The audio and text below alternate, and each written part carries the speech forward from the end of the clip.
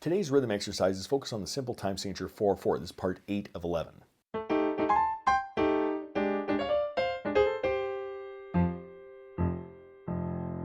Welcome to my studio, Bach To Basics. This channel is where you can find videos to further your music studies. While I practice calligraphy upside down, let's read some rhythms.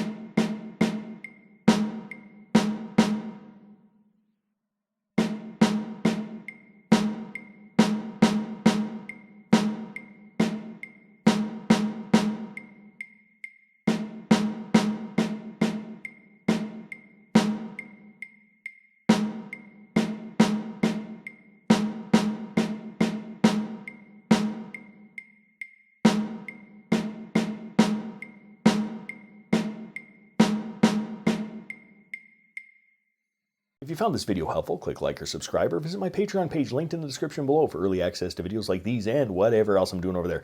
Thanks for watching. I'm just a music teacher having fun. Catch you on the next one.